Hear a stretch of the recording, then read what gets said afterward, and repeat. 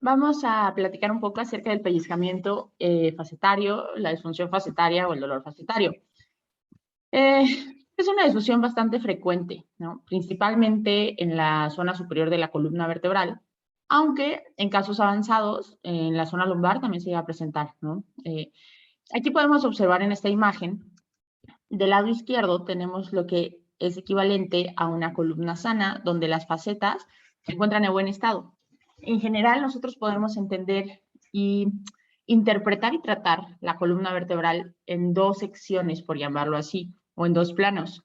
Uno es el plano de disco, el disco intervertebral, que prácticamente es un encuentro paralelo de las superficies articulares entre ellas, que tenemos una vértebra supradyacente y una vértebra infradyacente separada por un disco intervertebral, y el agujero por el cual van a salir justamente las raíces nerviosas, y en la parte más dorsal o posterior vamos a encontrar justamente las apófisis transversas, pero también las apófisis articulares o las facetas articulares, que es el segundo plano que nosotros podemos tratar o interpretar a nivel de columna vertebral.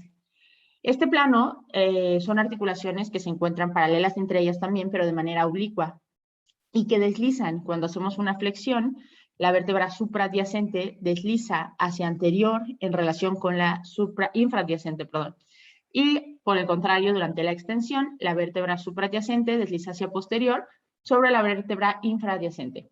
Entonces, es un deslizamiento constante que tenemos de las facetas, al igual que cuando hacemos alguna rotación o inclinación homolateral, vamos a encontrar ese tipo de deslizamiento y apertura de un lado y cierre del otro, ¿no? Si yo hago una inclinación homolateral hacia el lado derecho, la faceta del lado izquierdo se va a abrir, mientras que la del derecho se cierra. Yo podría tener una limitación en alguno de los niveles vertebrales si la faceta izquierda está bloqueada y no me permite abrir. Cuando yo hago una rotación igual hacia el lado derecho, ocurre exactamente lo mismo. La faceta del lado derecho tiende a cerrarse y la del lado izquierdo se apertura. Ante un bloqueo del lado izquierdo, en este caso o en este ejemplo, podríamos tener una limitación en la capacidad de realizar este movimiento. Pero bueno, vamos a tener entonces que en esta disfunción el dolor suele aumentar con el movimiento a la extensión. Suele ser autolimitado, es decir, que se resuelve en un tiempo dado, generalmente 6 semanas de evolución. Esto cuando no tenemos un proceso degenerativo muy marcado. En ocasiones solamente se presenta este pellizcamiento o bloqueo derivado justamente de esa incapacidad o limitación de las superficies articulares para deslizarse entre ellas. Es por eso que decimos que podemos tener este proceso autolimitado. En procesos degenerativos avanzados, entonces no. Ahí ya puede ser que sea más marcado el dolor y que sea más crónico. Y bueno, el tratamiento suele ser conservador, ¿no? La etiología que tenemos tiene como fuente etiológica el compromiso inflamatorio de las articulaciones facetarias. Secundario puede ser el proceso degenerativo. Son articulaciones que cuentan con cápsula, que se pueden empezar a degenerar de manera paulatina, como pues, prácticamente cualquier otra articulación, y pues esa suele ser la causa del síntoma. En cuanto a la clasificación que vamos a encontrar en este tipo de disfunción, vamos a ver la aguda, subaguda y crónica. En el caso de agudo, pues está presente por menos de 4 semanas. En el subagudo, entre 4 y 12. Y en el crónico, una duración mayor a 12 semanas podemos encontrar en la presencia de este dolor particularmente y característico, ¿no? Que es el dolor facetario. En este caso, podemos observar, ¿no? La presencia de la disfunción en diferentes niveles, particularmente de la columna lumbar, y podemos observar del lado izquierdo en esta tabla, como se observa L2, L3, L3, L4, L4, L5, L5, S1, y el porcentaje que suele tener una disfunción en ese nivel en particular en hombres y en mujeres. Y pues como podemos observar, en ambos casos, el más frecuente es L4, L5, ¿no? Donde se presenta con mayor frecuencia la disfunción facetaria en este nivel. Igual, en cuanto a edad, ¿no? Vamos a ver cómo se presenta en cuanto a edad la presencia también de disfunción facetaria o el dolor facetario lumbar.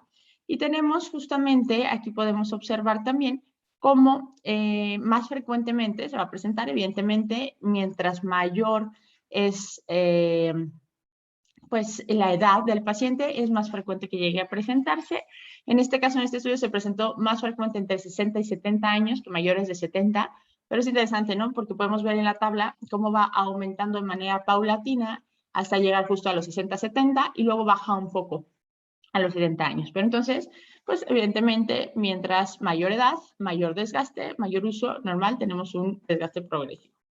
En cuanto a la fisiopatología, vamos a tener alteraciones degenerativas de las estructuras posteriores, específicamente de articulaciones facetarias. Importante recordar que la columna puede dividirse en dos, en pilar anterior y en pilar posterior, y justamente estamos hablando de las estructuras posteriores las que van a ser afectadas, ¿no? En este caso particular. No significa que no pueda tener acompañado de una lesión facetaria también una lesión de disco, una lesión, una protrusión o algún tipo de hernia, etcétera, ¿no?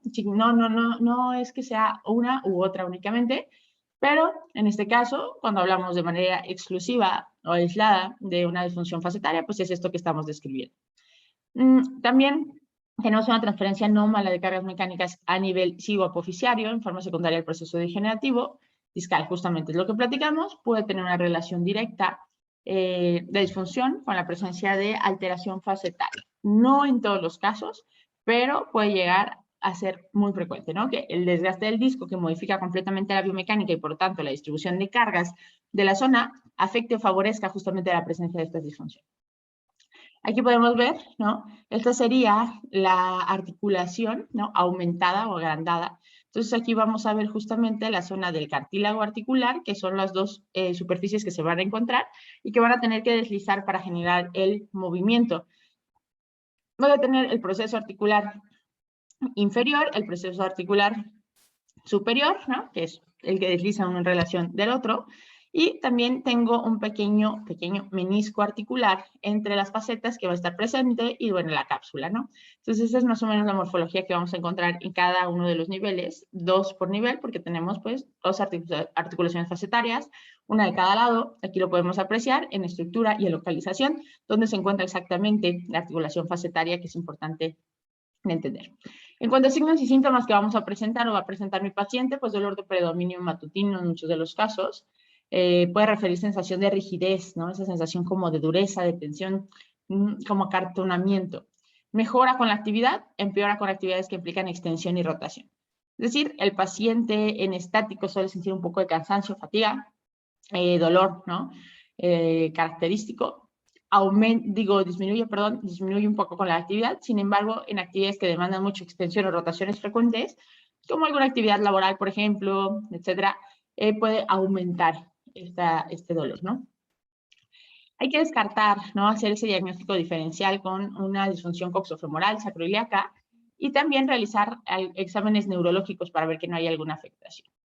Identificar también el estado motor y sensitivo que tiene mi paciente, que bueno, eso va de la mano justamente con el examen neurológico para ver que no haya, ¿no? Algún tipo de dato de alguna compresión neural a nivel radicular o a nivel de la médula, que podría ser ahí estar interviniendo alguna parte del disco, alguna afectación de ese tipo. En cuanto a imagenología, pues se recomendará una radiografía anteroposterior y lateral para ver cómo se encuentra la columna en general. Las radiografías dinámicas deben ser consideradas para descartar alguna eventual inestabilidad dinámica del segmento en cuestión que estemos analizando. Y bueno, la resonancia magnética es sensible y específica para diagnosticar la osteoartritis facetaria como fuente etiológica de la sintomatología, ¿no? Los principales hallazgos que encontraríamos en este estudio, que es la resonancia magnética, sería pérdida del cartílago articular, derrame articular, algún quiste y periartritis facetaria. Son cosas que podemos encontrar de manera muy específica y muy clara.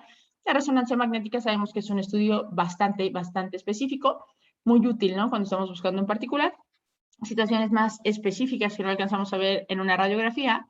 Sin embargo, por lo general, el primer estudio de imagen que yo puedo solicitar, o que suelo solicitar, es la radiografía porque tiene un costo mucho más pues, moderado. Entonces, también no voy a hacer gastar desde un inicio sin sentido a un paciente, a menos que tenga datos muy claros, ¿no? Que yo sepa que no es necesario gastar ahora en la radiografía porque sé que necesito la resonancia. Entonces, bueno, hay que ponderar y poner en la balanza para decidir qué es lo mejor.